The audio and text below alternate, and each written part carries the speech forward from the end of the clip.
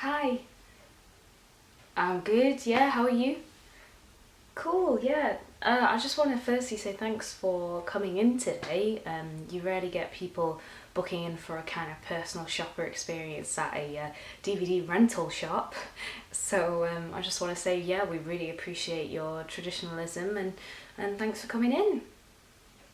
So I just thought I'd go through some of the things we talked about over the phone, some of the genres that you were interested in seeing more of and seeing what we have available. Yeah, that's the thing. I mean, there's just so many films out there in the world that sometimes it's nice to have somebody just like sit you down and give you a little bite-sized collection of things that you kind of feel like watching. So I've compartmentalized into a couple of different genres and also box sets as well. So I thought I'd just dive straight in if that's all right with you. Cool. So I think I'm gonna start with you asked for something thrilling, kind of like a horror film, but not too much like a horror film. And I've come up with this 90s classic, which is Seven, which has Brad Pitt in it, and who doesn't want to watch a film with Brad Pitt in it? um, yeah, it's very clever. He's got Morgan Freeman in it as well. It's freaky and there's some mystery involved. It's very good narrative and yeah, it's got some suspense quality as well. So I think it hits a lot of hones on the genres that you mentioned. It's also kind of a little bit action packed as well, but it's not like your usual kind of Hollywood action blockbuster. It's got more of a twist to it than that. And then next, you asked about independent films and where you could start with maybe seeing something that's a little bit more lo-fi and not as highly funded projects. Yeah, I've struggled to explain that then, didn't I? Sorry. And there's two that stuck in my mind. One's a little bit out there, so yeah, you just gotta have an open mind at the moment, okay? Just have an open mind for me. Okay, so the first one out of the indie movies I wanted to show you was Boys Don't Cry, where Hilary Swank actually won an Oscar for this performance. It's brilliant. It's about a transgendered girl who actually feels she's more identifies more with being male, and about a journey that she goes on and her life. I'm tempted not to say too much because I don't want to kind of give too much away and ruin it, if that makes sense. But it's really interesting. It's kind of dramatic. It's got funny elements. It's heartbreaking, very emotional as well.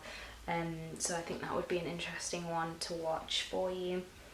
Now this next one in the indie movies is it's very out there. So open mind. It is called Short Bus, and it's one of the first feature films to actually have real sex in it, and I don't mean that in a pornographic way at all. It's very strengthened and underpinned by narrative and plot and character. It's not a pornographic film at all. It's more about sexuality and kind of tells real life stories, sex, how it is for real people. It's not supposed to be a kind of one of those movies. It's really good, very interesting, but like I said, you really got to come at it with an open mind because it's quite different to the films that we normally see at the cinema and on DVD, etc. But it's really interesting, and I believe personally that it's a revolution to the film world. Now the next ones, because we are a DVD rental shop based in Manchester, I picked out a couple of my favourite films based in or around Manchester. And that first one is 24 Hour Party People, which has Steve Coogan in it, who is a legendary Mancunian actor.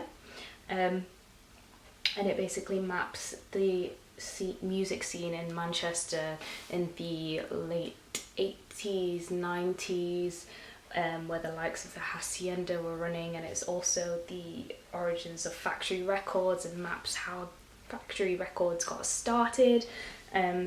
It's also kind of verging on a biopic about Tony Wilson's life, and Tony Wilson was kind of like a music journalist from Manchester on ITV in the 80s, 90s. It features music from a lot of bands of that era, Joy Division, Happy Mondays, also touches upon New Order. There's the Sex Pistols as well also feature in this. It's a great film, and it gives you a nice snapshot of a very specific era in Manchester.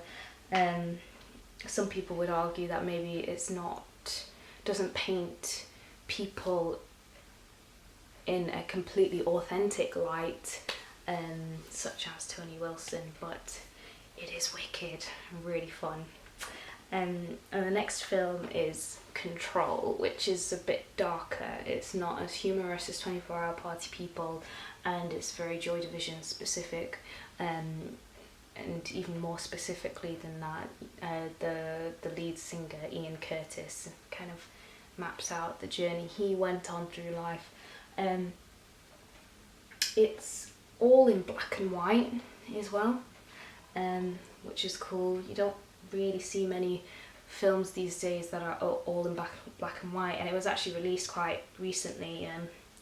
Let's see, I think it was like 2010, 2011, so it's relatively new.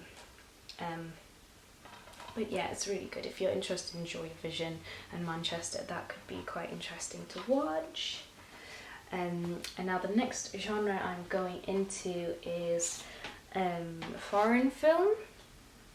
And these are two of my favourite foreign films. And the first one is called Christiane F., which is a German film. And it's about a certain sect of youth culture in 70s Berlin. And it's got a full-on David Bowie soundtrack from start to finish, which is wicked. He even makes a guest appearance at one point in the film. It's very gritty, very hard-hitting, can be quite difficult to watch at times, but it's really good, very, very good. What else was I going to say about this? It is very gritty. It might be too much for some people to be able to watch, but I love it. And the next one is an Italian film, and it's called I'm Not Scared. I'm not sure what the Italian title is. I'm really sorry, that's terrible of me. It's actually not even written on the box, which is unusual. No, it's not on the box. It should be written on the box.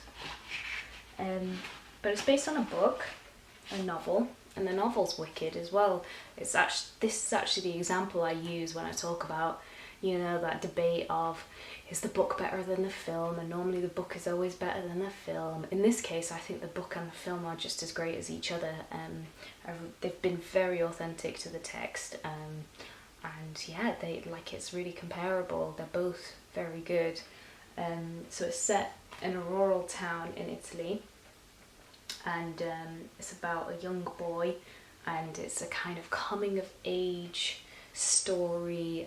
It also has a lot of elements where he's 10 years old, and it has elements of him having to deal with issues that are far, far beyond his age, and he has to grow up very quickly, and there's a whole element of trust. Trust is one of the big themes, that who can you trust in your life, even the people who are closest to you, can you really trust them?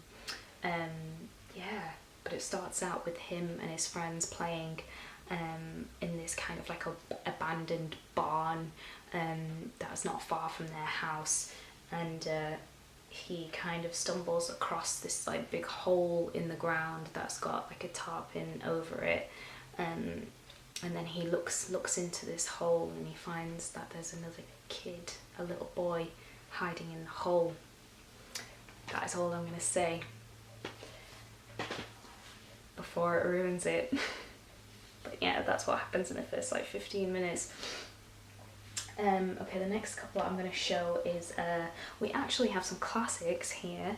We have some of the original X-Men episodes, the cartoon episodes that used to come on TV when I was a kid. And yes, I love them. I prefer them to the X-Men movies. They're apparently more traditional to the actual comics as well. Although my brother would probably argue that they're not. And yeah, if you liked X-Men or the superhero genre, that could be a good one for you. And you also asked about box sets, and we have quite a few box sets, but I picked a couple of our most popular ones to show you. And this first one is a Coen Brothers box set, which includes Serious Man, Burn After Reading, The Big Lebowski, The Hudsucker Proxy, Barton Fink, Intolerable Cruelty, and Blood Simple. The Coen Brothers make brilliant films, and my favourites out of this box set is The Big Lebowski, of course, and Burn After Reading, which is a new one that some Coen Brothers fans, they don't normally like it so much, but I really like it. Barton Fink is also very interesting. Yeah, so there's Coen Brothers box set. And then the next one is Quentin Tarantino collection, which includes Jackie Brown, Kill Bill Volume 1, Kill Bill Volume 2, oh wait, Kill Bill Volume 1, Kill Bill Volume 2, Pulp Fiction, and Reservoir Dogs. And then we also have, sorry, some of the boxes are a bit worse for wear, been rented out too many times.